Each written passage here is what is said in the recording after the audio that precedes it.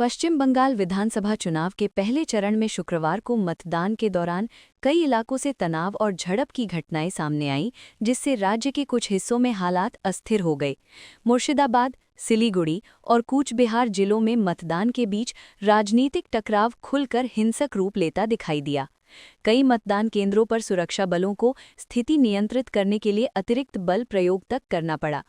सबसे गंभीर घटना मुर्शिदाबाद जिले से सामने आई, जहां तृणमूल कांग्रेस कार्यकर्ताओं और आम जनता उन्नयन पार्टी के संस्थापक हुमायूं कबीर के समर्थकों के बीच तीखी झड़प हो गई। ये झड़प देखते ही देखते हिंसक संघर्ष में बदल गई, जिसमें दोनों पक्षों के बीच मारपीट और पथराव की घटनाएं हुईं।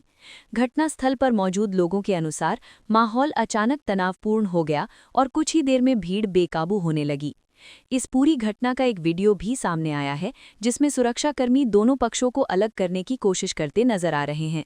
वीडियो में साफ देखा जा सकता है कि पुलिस और केंद्रीय सुरक्षा बल हालात को काबू में लाने के लिए प्रयासरत हैं, जबकि दोनों पक्ष एक दूसरे पर आरोप प्रत्यारोप के साथ धक्का मुक्की और पत्थरबाजी करते दिखाई दे रहे हैं।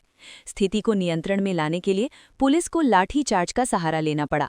प्रशासन का कहना है कि मतदान प्रक्रिया को बाधित होने से बचाने के लिए ये कदम जरूरी था। हालांकि स्थानीय स्तर पर इस कार्रवाई को लेकर अलग अलग प्रतिक्रियाएं सामने आई हैं। घटना के बाद आम जनता उन्नयन पार्टी के संस्थापक हुमायूं कबीर ने पुलिस प्रशासन पर गंभीर आरोप लगाए हैं।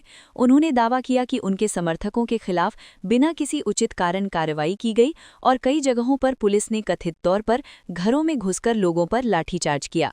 हुमायूं कबीर ने कहा कि इस तरह की कार्रवाई लोकतांत्रिक प्रक्रिया पर सवाल खड़े करती है और चुनाव आयोग को तत्काल हस्तक्षेप करना चाहिए। उन्होंने ये भी आरोप लगाया कि क्षेत्र में मतदाताओं को डराने धमकाने की कोशिशें की जा रही हैं, जिससे लोग स्वतंत्र रूप से मतदान नहीं कर पा रहे हैं। हुमायूं कबीर ने चेतावनी दी कि जब तक जिम्मेदार अधिकारियों पर कार्रवाई नहीं होती और निष्पक्ष वातावरण सुनिश्चित नहीं किया जाता, तब तक उनका धरना जारी रहेगा। उन्होंने पुलिस प्रशासन पर पक्षपात का आरोप लगाते हुए कहा कि लोकतंत्र में हर नागरिक को वोट डालने का अधिकार है, लेकिन मौजूदा हालात में कई लोग मतदान केंद्र तक पहुंचने से भी डर रहे हैं। दूसरी ओर तृणमूल कांग्रेस के नाओदा ब्लॉक अध्यक्ष सुफियुज्जमान शेख हबीब ने हुमायूं कबीर पर गंभीर आरोप लगाए हैं। उन्होंने कहा कि कबीर की गतिविधियां क्षेत्र में अराजकता फैलाने वाली हैं और वो चुनावी माहौल को खराब करने की कोशिश कर रहे हैं। हबीब के अनुसार कबीर भारी काफिले के साथ इलाके में पहुंचे थे, जिसमें कथित तौर पर ऐसे लोग भी शामिल थे जिनके खिलाफ पहले से आपराधिक मामले दर्ज हैं। उन्होंने ये भी दावा किया कि इस तरह की गतिविधियों के कारण स्थानीय स्तर पर तनाव बढ़ा और लोगों ने इसका विरोध किया।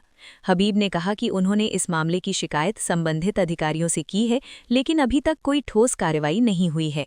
हबीब ने आगे कहा कि क्षेत्र में किसी भी तरह की गुंडागर्दी को बर्दाश्त नहीं किया जाएगा और लोकतांत्रिक प्रक्रिया को शांतिपूर्ण तरीके से संपन्न कराना उनकी प्राथमिकता है।